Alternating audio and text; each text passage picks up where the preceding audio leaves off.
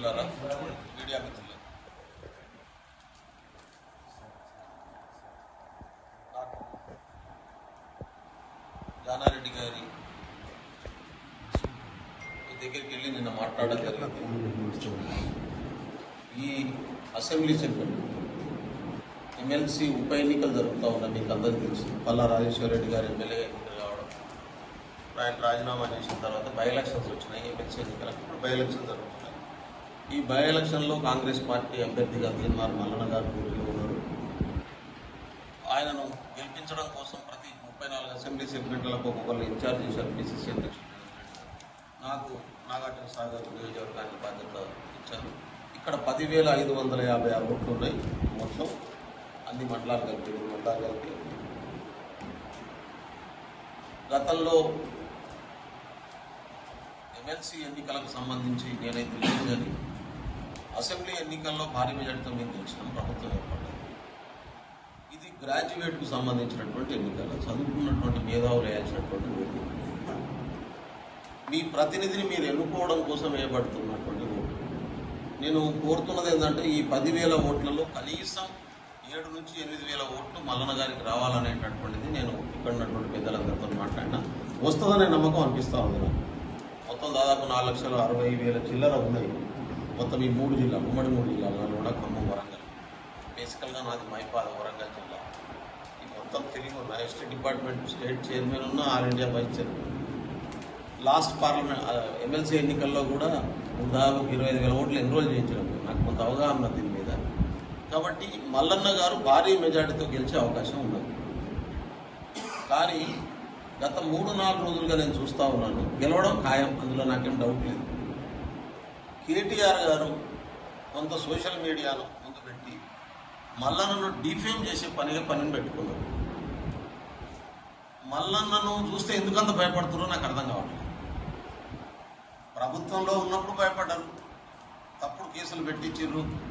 దాదాపు 120 రోజులు జైల్లో పెట్టిరు. ఒకటి కాదు, ఒకసారి 70 రోజులు పెట్టిరు, ఓసారి 50 రోజులు పెట్టిరు. అంటే ఆల్మోస్ట్ 125-120 రోజులు ఆయన జైల్లో పెట్టినటువంటి పరిస్థితి.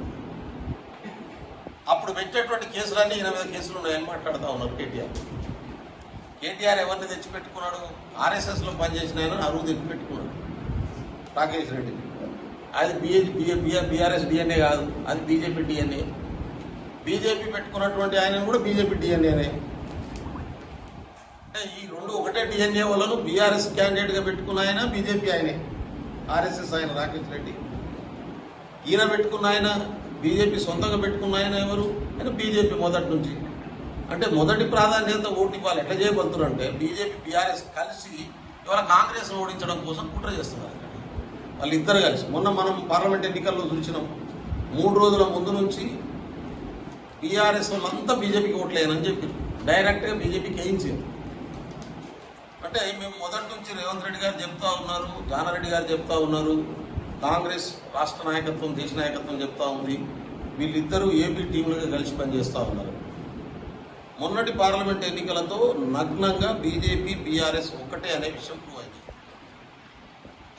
ఈ ఉప ఎన్నికల్లో కూడా వాళ్ళు చేయబోతున్నటువంటి కుట్ర ఏంటంటే బీఆర్ఎస్ తన మొదటి ప్రాధాన్యత ఓటు తాను వేసుకోమంటుందా, మొదటి ప్రాధాన్యత ఓటు కూడా బీఆర్ఎస్కి వేపిస్తుంది, బీజేపీకి వేపిస్తుందా? బీజేపీ తన మొదటి ప్రాధాన్యత ఓటు కూడా తాను వేసుకుంటుందా, లేదా తను మొదటి ప్రాధాన్యత వేసుకోకుండా రెండో ప్రాధాన్యత బీఆర్ఎస్కి వేపిస్తుందా? ఇక వాళ్ళిద్దరిలో ఎవరు క్యాండిడేట్ అనేది ఒకరోజు ముందు డిసైడ్ చేసుకుంటారు. అంటే ఇట్లా లంగా రాజకీయాలు చేస్తూ ఉన్నారు ఈ 2 పార్టీలు కలిసి. కేటీఆర్ నువ్వు బీజేపీ కోసం తిరుగుతున్నావా, బీఆర్ఎస్ కోసం తిరుగుతున్నావా? స్పష్టం చేయరాదు. బీఆర్ఎస్ పేరు మీద మీటింగ్లు పెట్టి బీజేపీ అభ్యర్థిని గెలిపించడం కోసమే కేటీఆర్ తిరుగుతూ ఉన్నాడు. బీఆర్ఎస్ అభ్యర్థిని గెలిపించుకోవడం కోసం కాదు. ఇది నేను ఓటర్లు అర్థం చేసుకోవాలని కోరుతా ఉన్నాను. అందుకనే మా లింగారెడ్డి గారు కానీ మా వాళ్ళు పదే చెప్తున్నటువంటి మాట ఏంటంటే రెండో ప్రాధాన్యత ఓటు వేయకండి, ఒకటే ప్రాధాన్యత ఓటు, ఒకటే నంబరు మల్లన్న మీద వేయమని చెప్తా ఉన్నారు. దాన్ని చెప్పడానికి కారణం ఏంటంటే బీజేపీ బీఆర్ఎస్ ఒక మ్యాచ్ ఫిక్సింగ్ గేమ్ ఆడుతున్నటువంటి స్థితి చాలా స్పష్టంగా ఉంది.